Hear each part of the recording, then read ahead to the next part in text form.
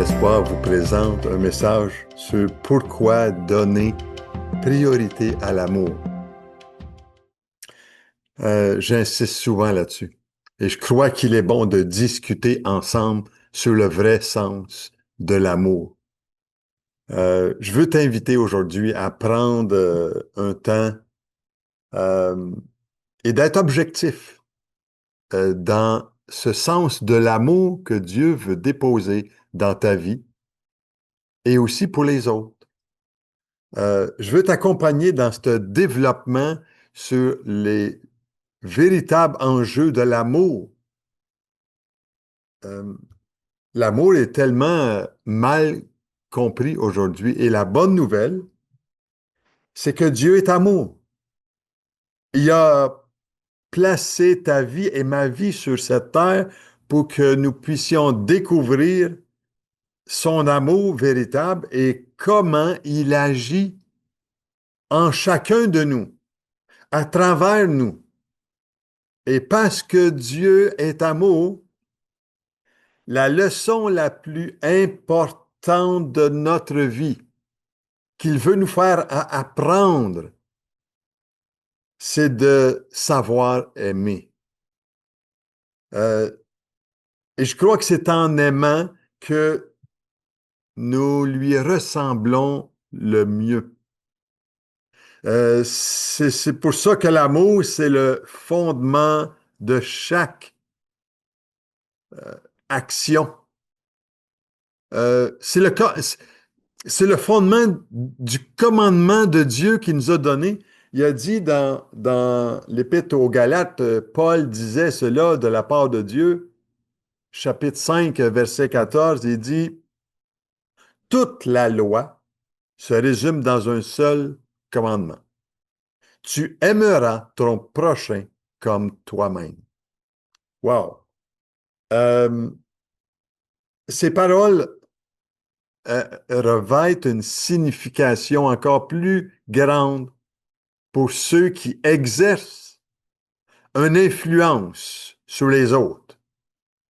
Je dirais du leadership sur les autres. Si la base même de notre comportement n'est pas l'amour, à quoi bon? Le niveau d'amour au sein même de l'Église du Seigneur, va révéler sa santé spirituelle.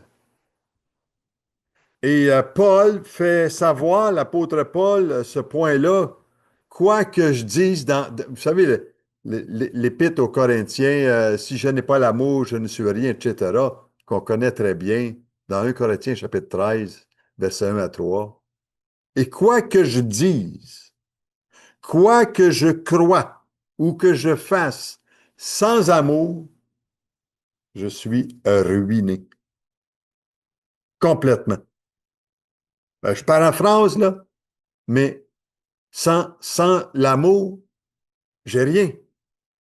Et Jésus a dit que notre plus grand témoignage au monde aujourd'hui est notre amour les uns pour les autres et non nos différences doctrinales. Euh, Si vous avez l'amour les uns pour les autres, vous serez mes disciples, dit Jésus. Dans Jean 13, 35. Il précise, je vous donne un commandement nouveau. Aimez-vous les uns les autres comme je vous ai aimé. C'est tout à fait révolutionnaire l'amour que Dieu dépose dans notre cœur quand on l'aime lui en premier. Et l'amour n'est pas seulement quelque chose que vous devez souligner de temps en temps envers ceux que vous côtoyez. Nous devons constamment faire connaître la priorité ultime doit se dégager dans tout. Et si je n'aime pas dans tout, l'amour authentique n'est pas valable. Et la Bible dit que l'amour soit votre but suprême, par-dessus toute chose. 1 Corinthiens 14, 1. Et dans notre Église, dans votre Église, là où est-ce que vous vous réunissez, nous devrions pratiquer des relations aimantes envers tous.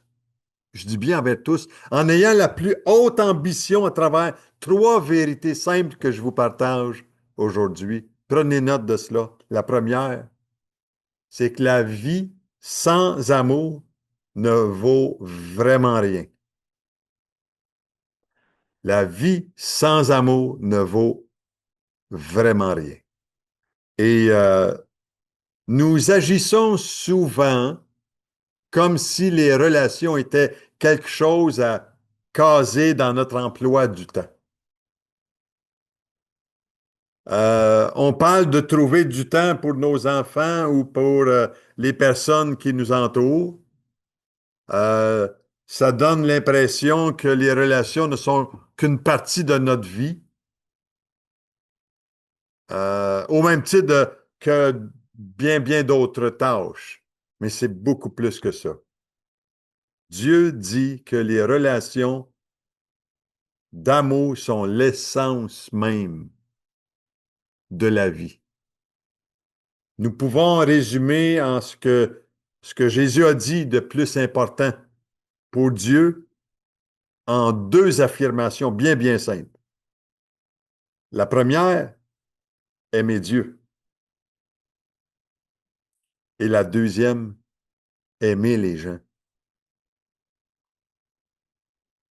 Vous regarderez ça dans Matthieu, chapitre 22, versets 37 à 39.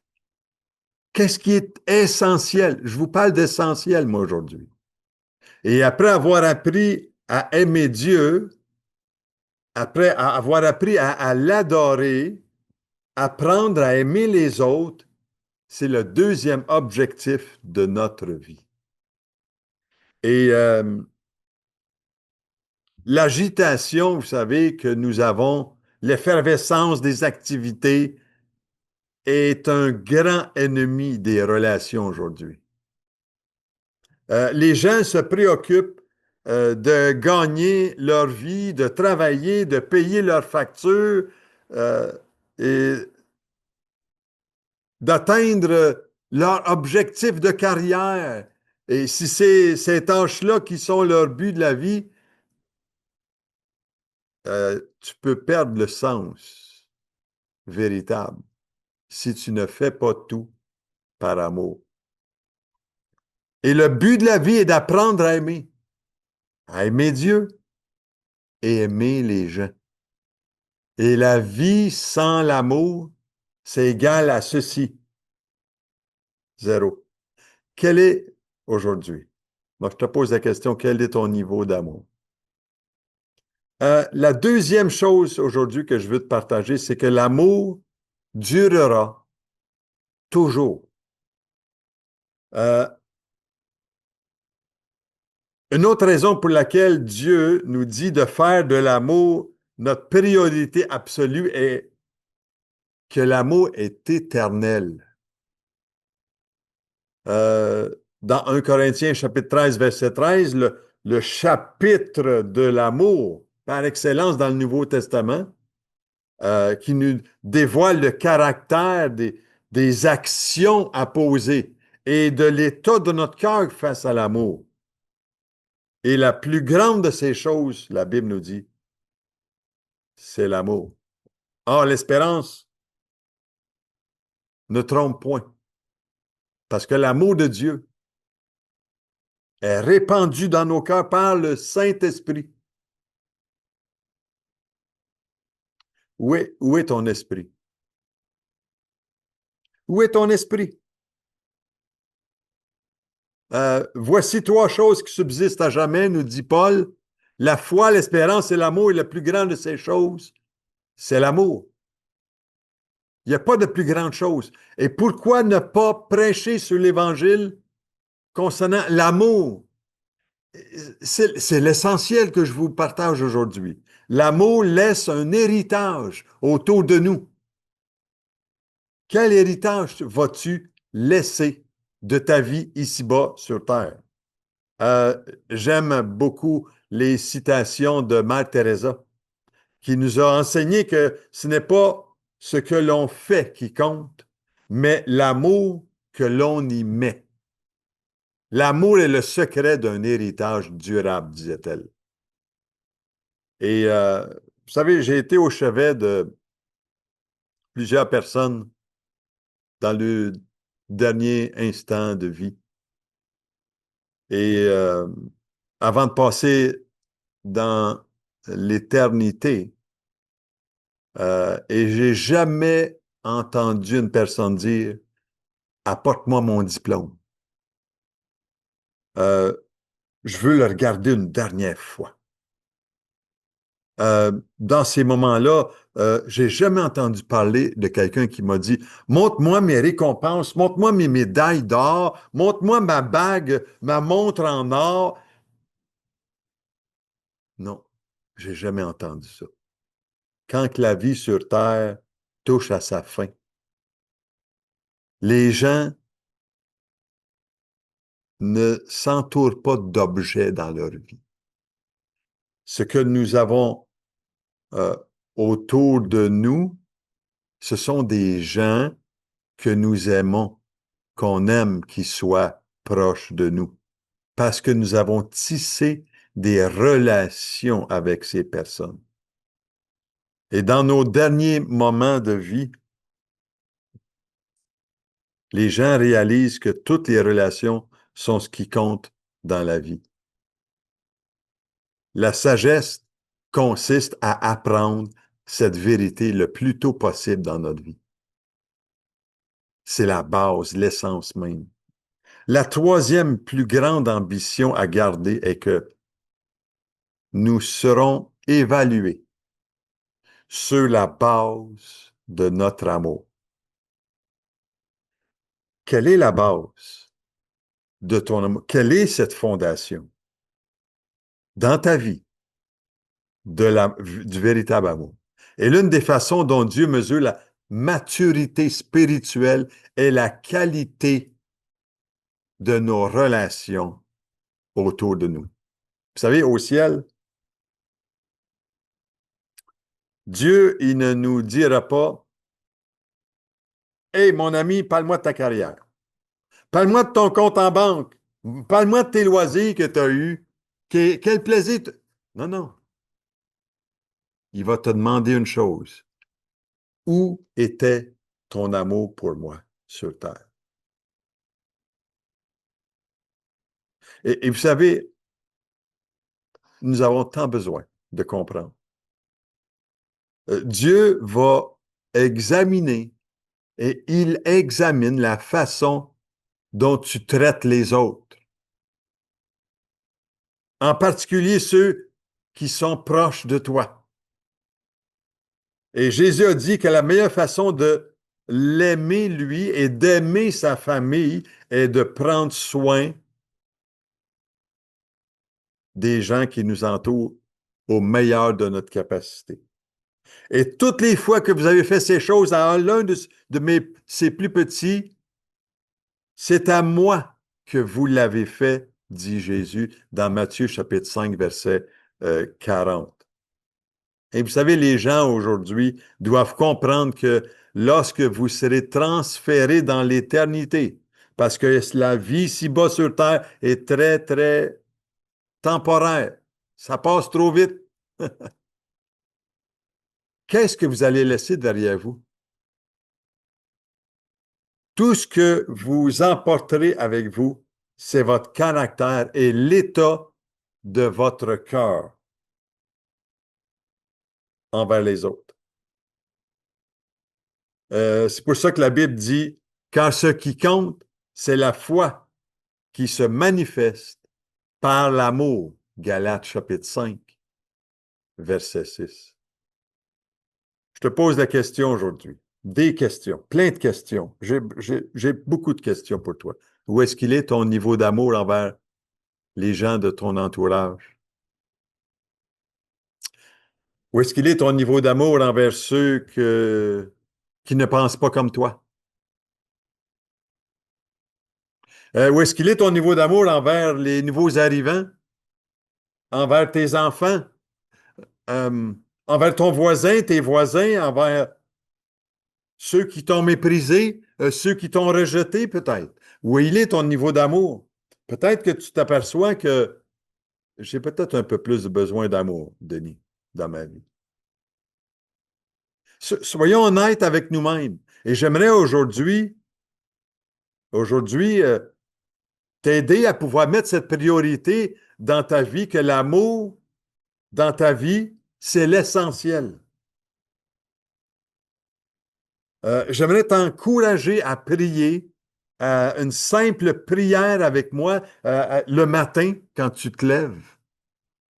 Seigneur, peu importe ce que je vais faire aujourd'hui, je veux m'assurer de passer du temps à t'aimer et, et à aimer les autres. Parce que c'est ça la vie. Et je ne veux pas gâcher cette journée. Aide-moi, Seigneur, aujourd'hui. C'est une simple prière, comme ça, que je fais pour t'aider. Qu'est-ce que tu vas faire? Et lorsque vous passez votre journée à aimer Dieu et à aimer les gens, c'est une journée vraiment bien remplie, laissez-moi vous dire. Et tellement agréable aussi. Parce qu'il y a beaucoup de choses qui passent en second à ce moment-là. L'Épître aux Romains, l'apôtre Paul disait une vérité tellement essentielle. Mais Dieu prouve son amour envers nous, en ce que lorsque nous étions encore des pécheurs, Christ est mort pour nous. Vous savez, Dieu a déjà prouvé cet amour.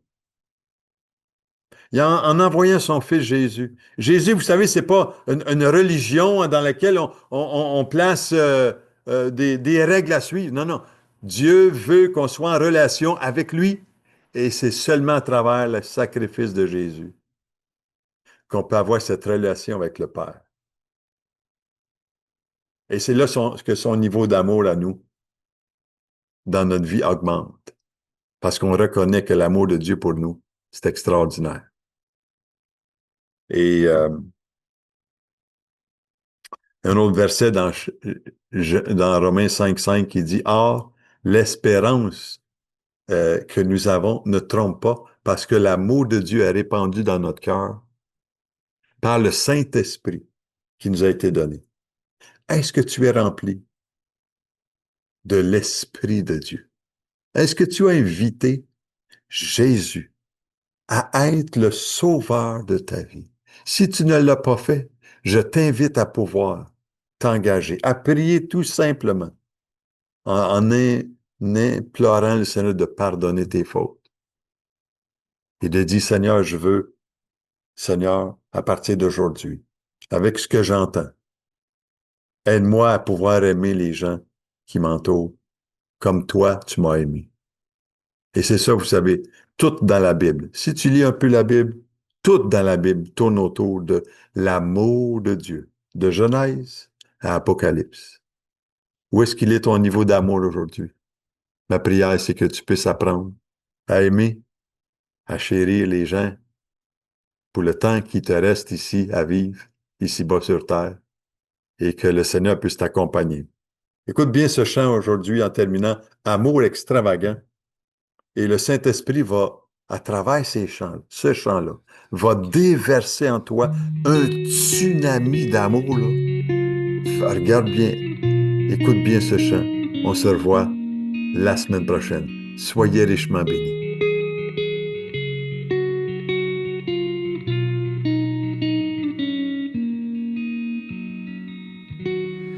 Avant mes premiers mots, tu me connaissais déjà. Oui, tu es si bon envers moi. Avant mon premier souffle, tu mets ta vie en moi. Oui, tu es si tendre envers moi. Oh, l'amour envers versant extravagant, infini de Dieu. Sans faiblir, il me cherche, il me poursuit, me ramène à lui. Je suis indigne et sans mérite, mais pour moi tu t'es livré. Oh, l'amour renversant, extravagant, infini de Dieu. Oh, oh.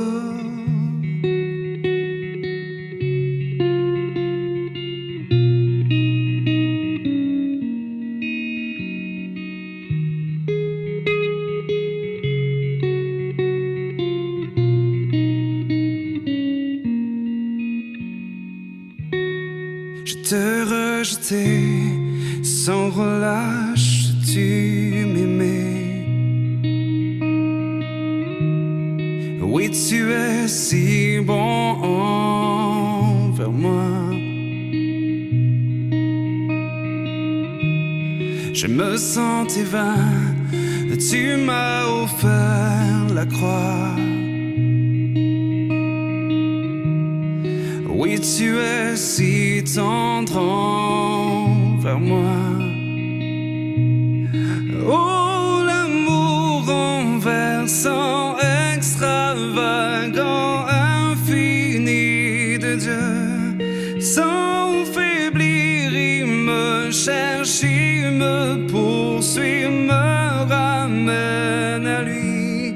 Je suis indigne et sans mérite, mais pour moi tu t'es livré. Oh, l'amour renversant, extravagant, infini de Dieu. Ouais.